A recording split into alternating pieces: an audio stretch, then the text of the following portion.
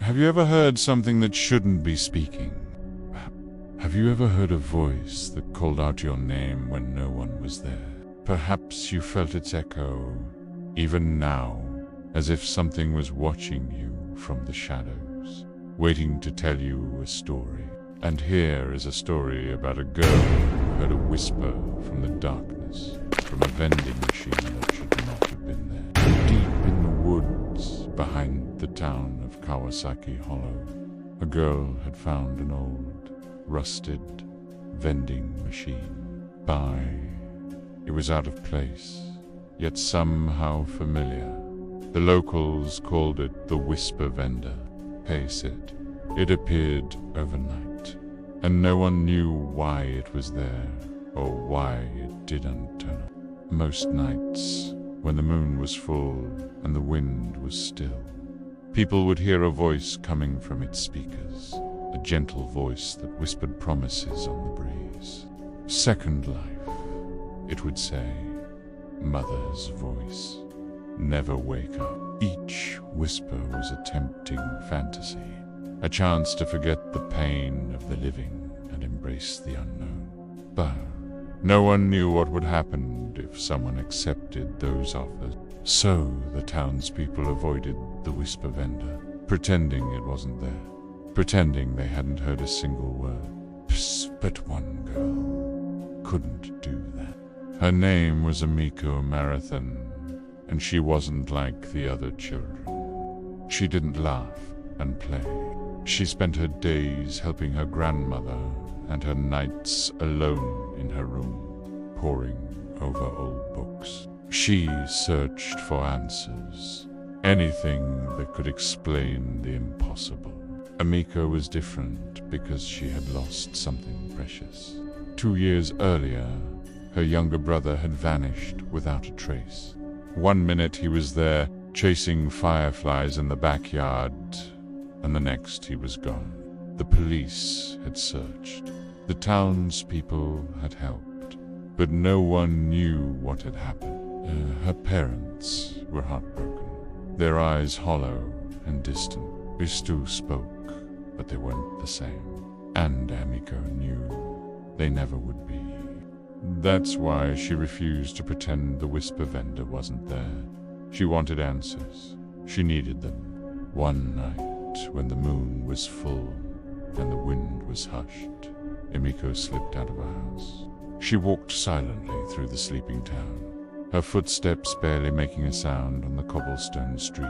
When she reached the forest's edge, she hesitated. Tall trees loomed over her, blocking the moon's pale light. The air grew colder, the silence deeper. Bah! She took a deep breath and stepped inside. She moved from tree to tree, her eyes searching the darkness. The forest seemed to hold its breath, watching her every move. Then she saw it, a faint glow coming from between the trunks. As she approached, she felt a strange pull, as if something was calling her name. When she finally reached the clearing, her heart pounded in her chest. There, in the middle, stood an old, rusted vending machine. Its windows glowed faintly, casting long shadows on the ground.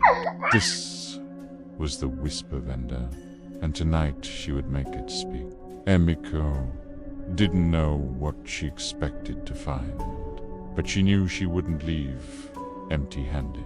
She stood before the machine, its presence both terrifying and alluring.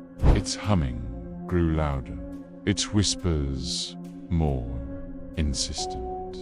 Emiko, it seemed to say. Emiko, come closer. Fear threatened to overwhelm her, but curiosity burned brighter. She reached out, her fingers trembling, and pressed open the door. Inside, rows of bottles lined the shelves, each glowing with an eerie light. Their labels were faded, their whispers echoing in her mind. Emiko felt a sudden chill. She knew she shouldn't stay, but she couldn't leave. She was trapped by the whispers, held captive by the machine's magic. Then a hand touched her shoulder. Back here. She whirled around, startled, and saw an old man standing there. His eyes twinkled with ancient wisdom, his voice like rustling leaves. "You seek answers," he said, and Emiko knew he knew more than he was saying. Together, they delved deeper into the mystery, the old man guiding her, sharing his knowledge of the woods and its secret bond. As dawn approached, they faced a choice. The man offered Emiko a final piece of advice. "The machine feeds on your deepest desires," he said.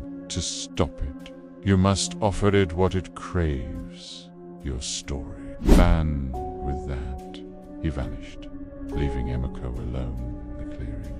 Poof! The whisper vendor awaited, its whispers growing louder. Now Emiko understood. To break the spell, she must share her sorrow, the grief she had kept bottled up for so long. With trembling hands, she reached out and pressed the button.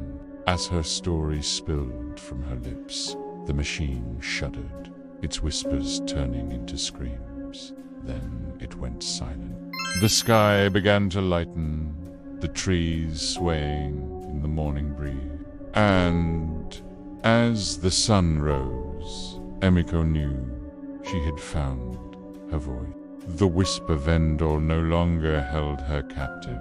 Instead, it stood silent, a reminder of the power of her story. So remember, dear listener, sometimes the greatest mysteries are hidden within ourselves. And the scariest whispers may lead us back to where we belong.